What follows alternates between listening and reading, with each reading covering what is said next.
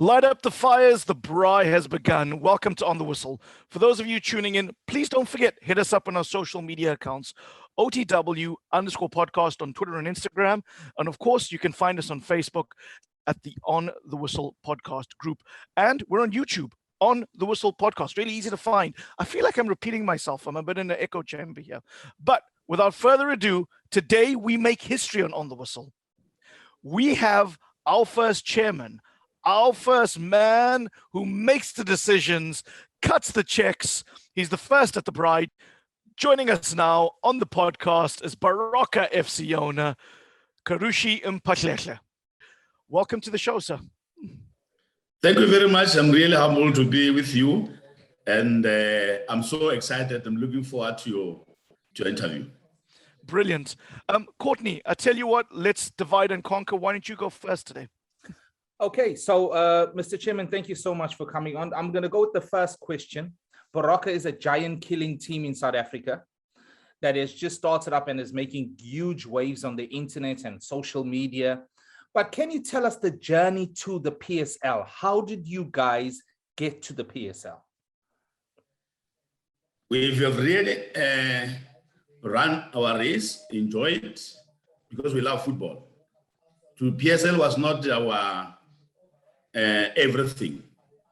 What was everything to us as a Baroka Football Club is to empower the community of this province, the community of my village. Our team is based on the rural area. It's not a team that is located on a city. We're in the rural area.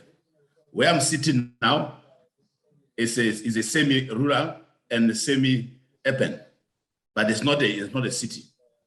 So we are inspiring the community here. We're inspiring the young people here that you don't have to go to stay in a big city in order for you to be able to be a star or to achieve your dream. You can achieve your dream wherever you are. Nothing's impossible under this sun. Mr. Chairman, I have to ask you, can you take us back to the 2011 season when you went on that incredible run? You beat your boyhood team that you supported, Morocco Swallows, and of course, African Giants, Kaizer Chiefs. How did the team achieve that kind of success and reach the Nedbank Cup semis? I always preaching self-belief. When I'm with my boys, with the technical team, I'm always preaching that you need to believe in yourself. If you believe in yourself, you are a full human being. You are a special player, and your opponent are the same as yours. So if you work harder than the opponent, your chance of winning is 70%.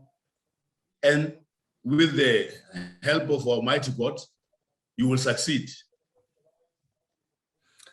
Now, Mr. Chairman, once again, Baroka, as we said, giant killers. You go to the 2018 Telkom Cup. You win it. You beat Orlando Pirates in the finals on penalties. Did you feel from that moment, this is where the club's goals started to change? You started to achieve some of your objectives. Yeah, we dream it. I always say we must win the cups. We are not in PSL to add the number. We are in the PSL to add the value. So we always preach it. We always speak about it. We always dream about it. We always praying for a success. We're praying to get the cups. And we are the first team from this province of Limpopo to have a first medal, to have a first cup since the formation of the league. And we are happy now. We got second team that won the Nedbank last year. They came after us. So we are the groundbreaking team. Where people that don't believe it, we believe we can enter. We knock into all the doors. We're not scared of any challenges. We face everything head on. Another thing I wanted to ask, Mr. Chairman, in order for you to be winning these cups and achieving these goals, you need to start attracting high quality players. Now, for our viewers that don't know where Limpopo is in South Africa. It's in the very northeast of South Africa, almost close to Mozambique, very, very close to Mozambique. Now, what you do have here is the opportunity from attracting players, but do you find it difficult to attract players from within South Africa to go to Limpopo, high quality players to play for Baroka? We are attracting young quality players. That's how we are succeeding. Because on this league, we've got big players, which are our big Clamas teams, which they've got the massive resources, the big muscles. So our strategy is to attract the young player with a lot of energy. Because when we beat those clubs you just mentioned now, we're using very, very young players. The captain of the team by the time he was 19 years old. So we normally rely on those energy and willing to work. That's what we are attracting. Every young player in South Africa want to play for Baroka currently.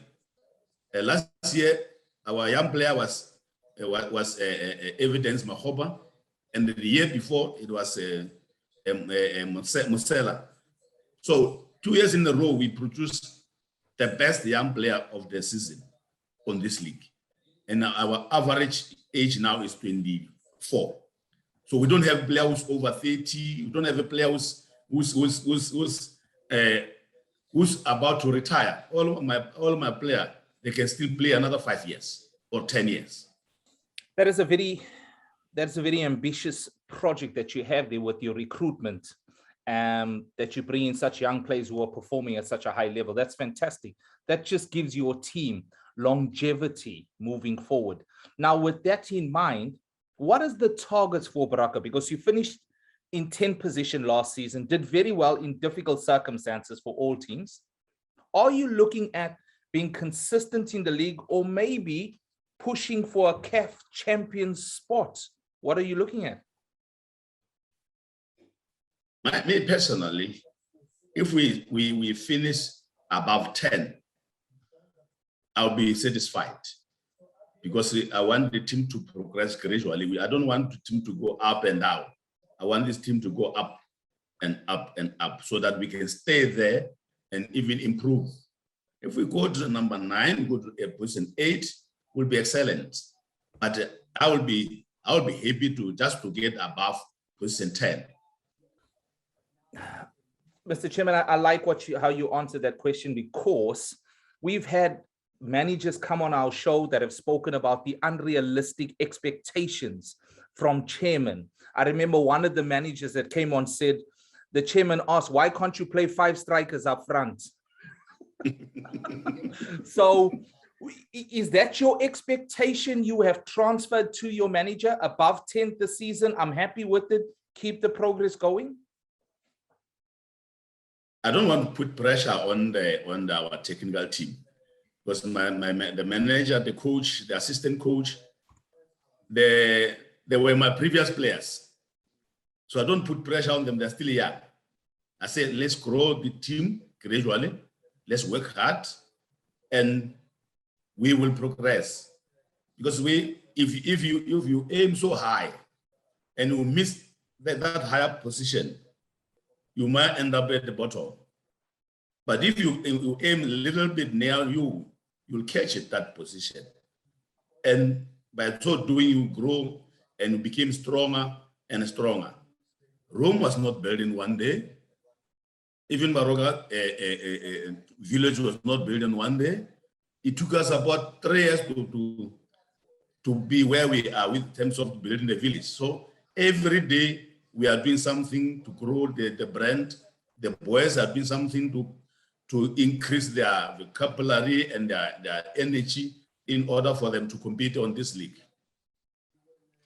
When we talk about retention of players and development at the club, I know that you're looking at building, or in the process of building, a high-performance village, if I can describe it as that. Do you want to tell us a little bit about what your development plans are in Limpopo for the team? Yeah, this province is a poor province. There's no facilities. Most of the teams, they rely on municipality for a training ground, for matches. And where we are staying is a poor municipality. I can't say they don't want, they're not interested in football. They are interested in football, but they don't have a budget. So we came with a plan to say, our plan is to build our own facility, one ground at a time. So we are building, we've got 2 grounds now. We will build a third one. So we'll have a 3 ground and a dressing room and a camping site which the boys can camp. And the rest, we are busy with the restaurant where they call refresh, the pool. We finished the swimming pool, very, very big pool. And everything is running smoothly. And everybody's working hard. I'm also working hard. I've got meeting with the MEC now when I'm getting out here at the village, because you want to see the progress. You want to see where maybe he can help us some way. We don't know. But we are so excited and we're looking forward to invite you to come to view it yourself, to take pictures, so that we want all the tourism. When they come to Limpopo, they must pass by our Baroka village to see what we have done. Some people, they call it impossible, but we say it's impossible. Mr. Chairman, you spoke about having a very youthful team with a good management, good technical team. You spoke about having your captain being 19 years old, which is a huge thing, a huge responsibility for such a young man. What is your youth structure philosophy like at Baroka? Because you can't just be attracting these players from outside. Are you cultivating from within as well? Yes. Basically, we run the tournament during the off season. We run the under-19 tournament throughout the province. We visit all the area where we could get the top 4 every weekend. And our mission is to make sure that we know each and every talent out there. And that helps us to identify those hidden gem, to get them to our development. We've got the LFA division, we got the SAB division, we got the MDC, and then now we got the Premier League. So we're basically running 4 divisions of boys of different age. So our LFA is under 17, and then we got the SAB, which is under 19, and MDC is under 21. So we run those players who are just finishing school, because we don't want the player who are still at school to be here. When the players start finishing the school at the age of 17, 18, then we invite them to come and stay at our clubhouse. We've got 3 clubhouses currently where we are housing the boys. We feed them, we clean them, we do everything for them. Mr. Chairman, I have a few more questions, but the one thing I was wondering is, you know, I remember a couple of years ago at Manchester City, I bumped into a Maritzburg United delegation, and they were looking to see how Manchester City had developed beautiful academy and training fields that were pretty new at the time. There's obviously a lot of investment that's coming from Sheikh Mansour and the Emiratis. And then you look at the Barcelona model. I know they're obviously lost their biggest talent right now, but they've got a great youth system with La Masia. And in the Bundesliga, you have Bayern and Dortmund, which are held up as paragons of excellence. Yes. Do you guys look at a team in Europe or in Africa or South Africa or anywhere in the world where you go, we're trying to model ourselves on this football team? I will say we're looking at the team at the Europe or at the team in Africa. We look at our need here at our home. We say, what are we lacking? What can help us? We don't look at the next door, what next door is helping them. We're looking at ourselves. What method can help this team to grow? How can we get the talent, in particular the talent of this province? Because before we go to other provinces, we must at least finish all the talent on our province so that we can sweep everything and then we can start looking somewhere. So basically, I'm not emulating anybody as such. We are just doing what we think is good for us and the community. No, that makes a lot of sense, Mr. Chairman. I'm going to talk a little bit more broadly as we wind down the interview around South African football. Sundowns have been the dominant force in the Premier Soccer League. Is there any team that could overhaul them and win the title this season? Are Chiefs up to it? Are Pirates up to it? Or is it going to be another case of Sundowns go out and wrap things up? Sundowns has been there for a long, long time. I can't speak for them, but they have been there for a long, long time. They've been like us before. But now they've grown up. They are strong. They are conquering the continents. They are conquering our league, and it's good for us as the teams in the South Africa to say, let's look at Sundowns. What are they doing? What good are they doing? Can we match them? Can we compete with Sundowns? The answer is yes, we can, but we need to be consistent, because we play against them. They don't win easily when we play against them. We beat them when we win the Telkom in the semi-final. So it's possible. It's nothing impossible. It's just we need to be consistent, and our boys must have a self-belief to say it does not matter what color of jersey are you wearing. What does matter is your ability to do your work. So I believe that other teams will come on board. We will also try our best to do better than the previous season.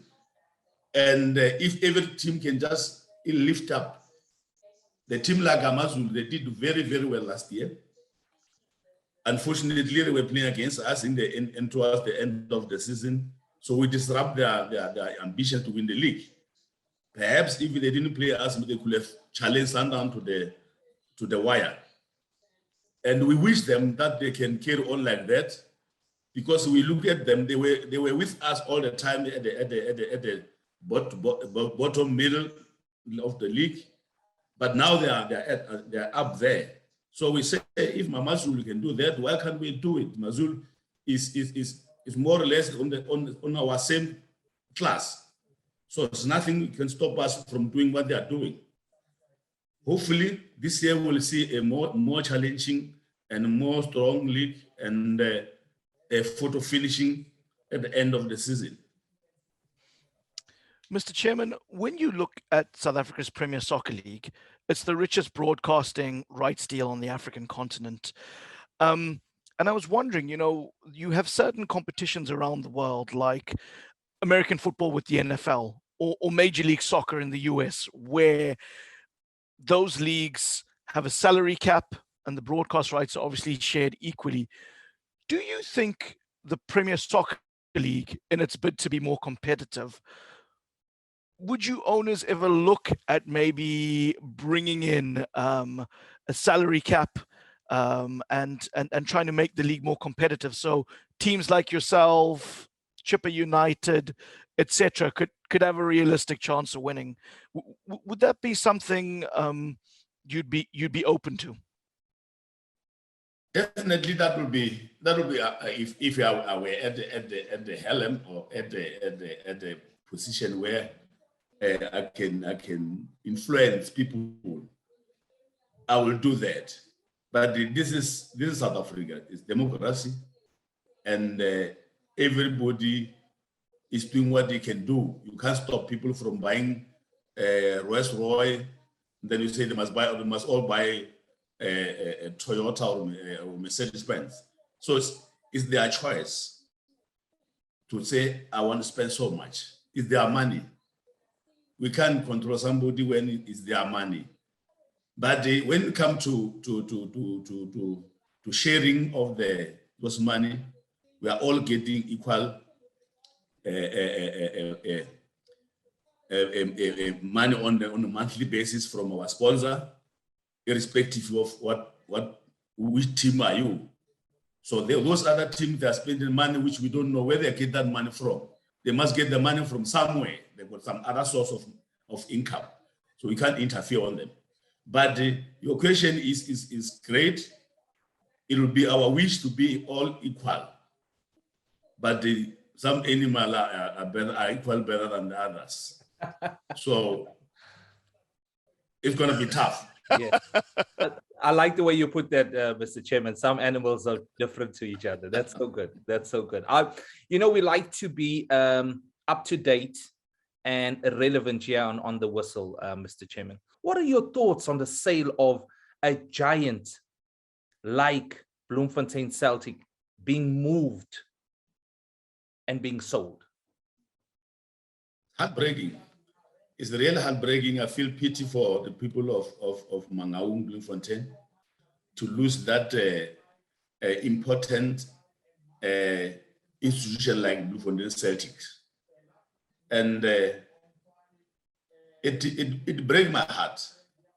I don't wish to see that happen to Baroka. I don't wish that to happen to other team. I'll be very happy if it was just they're buying that team and they keep it in Bloemfontein. I'll be happy about that. But every person has got his own dream, and every person has got his own problems. We know Celtics have been having problems lately. They've been in the media for wrong reasons, and it was not good for the league as well. For those media statements which are not going well for the sponsors, we will say in terms of the league will be okay because there won't be any report of money not paid to the employees or to the staff. And on the other side, in terms of the supporters, it's painful because the supporters are losing, they're the ones who are losing even more. That means the poor of the poor are the ones going to suffer.